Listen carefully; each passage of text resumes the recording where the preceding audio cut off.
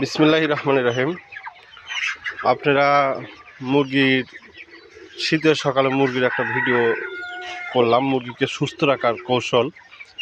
আপনারা দেখতে পাচ্ছেন মুরগিগুলো অত্যাধিক সতেজ আছে। এই শীতে মুরগিকে সুস্থ রাখার জন্য আমাদের বিশেষ কিছু করণীয় আছে। এইসব করণীয় যদি আপনারা ঠিকভাবে পালন করতে পারেন তাহলে আমার মনে হয় মুরগিটা আপনাদের একটাও নষ্ট হবে না বা কাটবে না। মুরগি দেখেন, আমার মুরগির বয়স বর্তমান 30 দিন।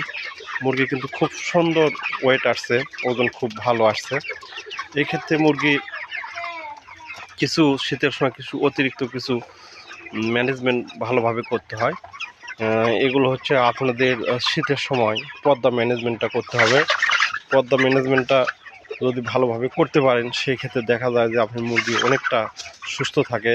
বিশেষ করে শীতের সকালে অতিরিক্ত সকালে পর্দা উত্তোলন না করা এবং সন্ধ্যার আগে আগে পর্দাগুলো নেমে দেওয়া, এগুলো কাজ আপনাকে করতে হবে।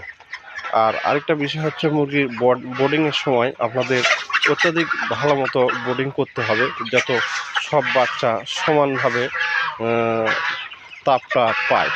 এক্ষেত্রে আপনাদের পর্দার ব্যবস্থা সুন্দরভাবে করতে হবে। এছাড়া কিছু বয়স বাড়ার সাথে সাথে আপনারা কিছু কিছু মেডিসিন বা ওষুধ প্রয়োগ করতে হবে, যে ওষুধ প্রয়োগের কারণে আপনার মুরগি অত্যাধিক সুস্থ এবং সতেজ থাকবে। এগুলো ওষুধ আপনাদেরকে আমি অবশ্যই বলবো, আপনারা অবশ্যই ভিডিও শেষ পর্যন্ত থাকেন, দেখতে পাবেন ওষুধগুলো আমি নাম আপনাদের বলবো। দেখতে পাচ্ছেন মুরগিগুলো কীভাবে সকালবেলা আমি মুরগিটা ভিডিও করলাম। মুরগিগুলো দেখতে আমার খুব ভালো লাগতেছে, কারণ মুরগির ওয়েট আল্লাহ রহমতে 30 দিনে দেখতে গেলে 21+22-এর কাছাকাছি চলে গেছে। এই ক্ষেত্রে মুরগির সুন্দর একটা ওয়েট আসছে। মুরগিগুলো দেখতে পাচ্ছেন আপনারা, মুরগির সুন্দর মানে কাঠামো সাইজ চলে আসছে, বেচার উপযোগী। আশা করতেছি ভালো বাজার যাচাই করে আমি মুরগিগুলো ছেড়ে দেব।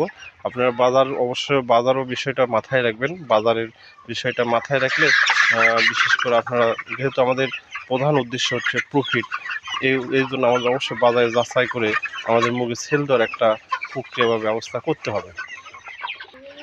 শীতে বিশেষ করে মুরগিকে আপনারা নিয়মিত ADT3 খাওয়াবেন। ওষুধটা দেখতে পাচ্ছেন আপনারা, ADT3 খুব সুন্দর একটি কার্যকরী ওষুধ।